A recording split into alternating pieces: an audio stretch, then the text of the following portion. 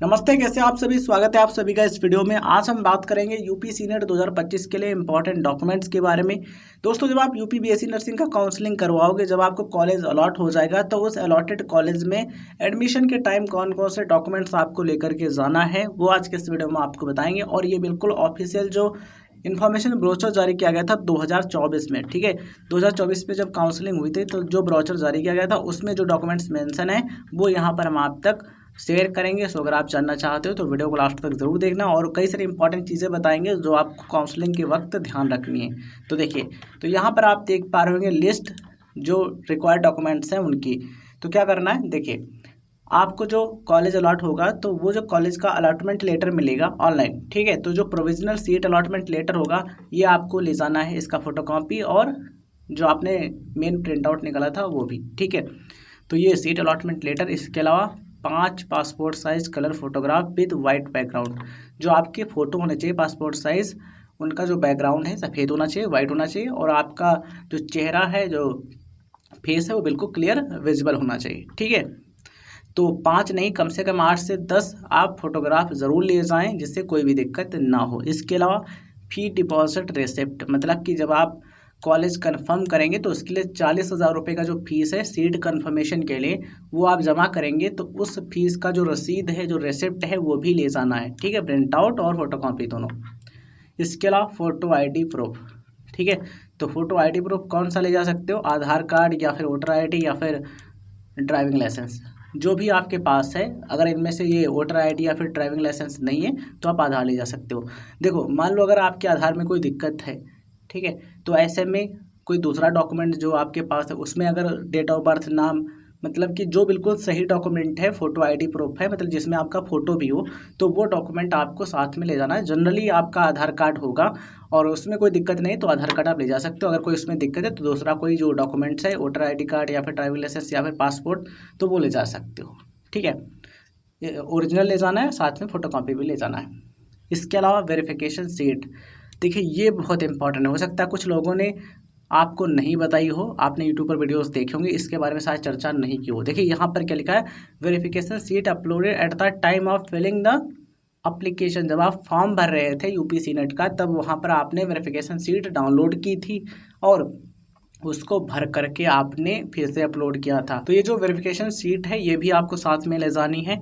और अगर आप भूल गए हैं कि वेरिफिकेशन शीट कैसी होती, तो स्क्रीन पर आप देख पा रहे हो, ये फ़ोटो है, ठीक है। इस टाइप की वेरिफिकेशन शीट थी और आपने इसमें फ़ोटोग्राफ लगाया था। इसके अलावा जो अदर जो डिटेल्स है वो आपने फिल की थी। तो जो आपने फिल की थी, ठीक है, उसका पीडीएफ आपके पास होगा, तो वो पीडीएफ प्रिंट करवा करके साथ में ले जाना, जिससे कोई भी दिक्कत ना हो डॉक्यूमेंट वेरिफिकेशन के टाइम, एडमिशन के टाइम, ठीक है। तो ये चीज़ है।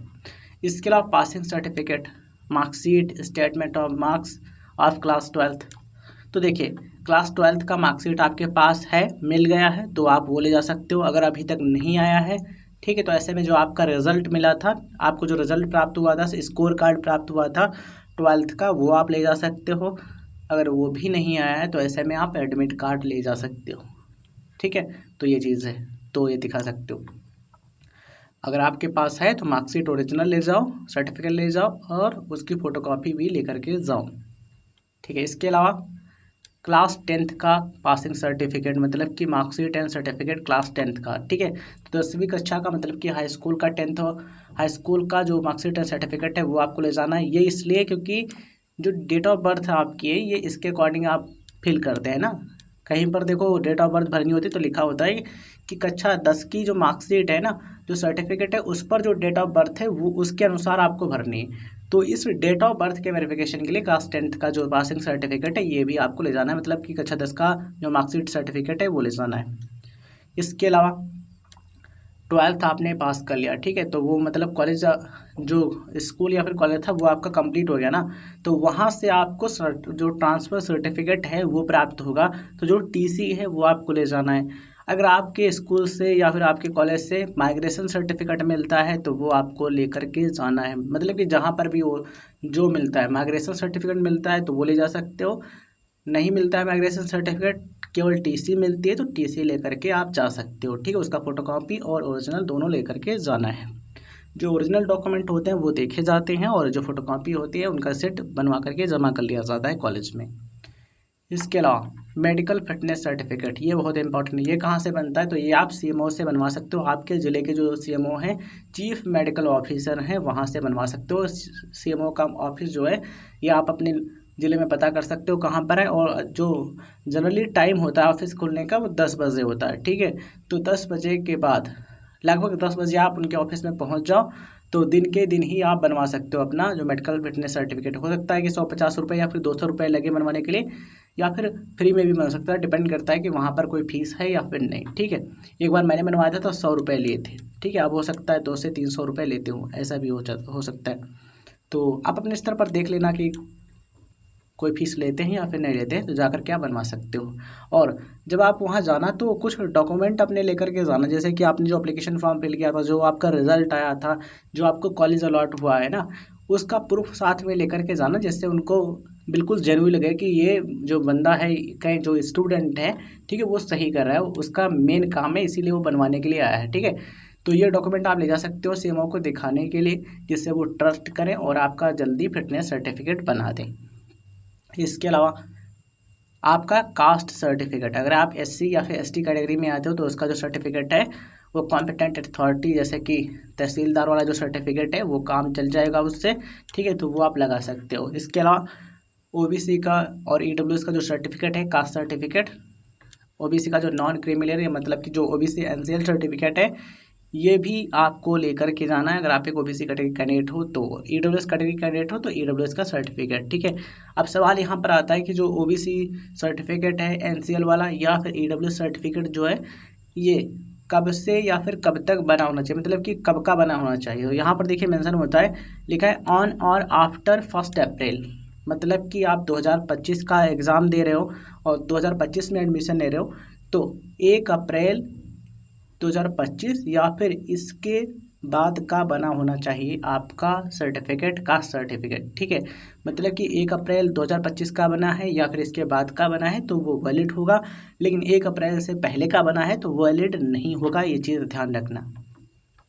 तो ये हो गई बात कास्ट सर्टिफिकेट की। इसके अलावा आप कोई रिजर्वेशन लेना चाहते हो तो उसके लिए जो रेलेवेंट सर्टिफिकेट है वो आप ले जा सकते हो, ठीक है।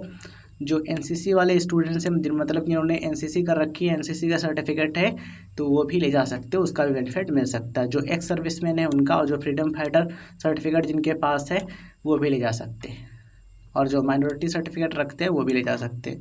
अब यहाँ पर देखिए इतने डॉक्यूमेंट हो गए। इसके अलावा जब आप रजिस्ट्रेशन स्टार्टिंग में करते हो तो उसका रजिस्ट्रेशन का स्लिप जो मिलता है उसका प्रिंट आउट अपने पास ज़रूर रखना।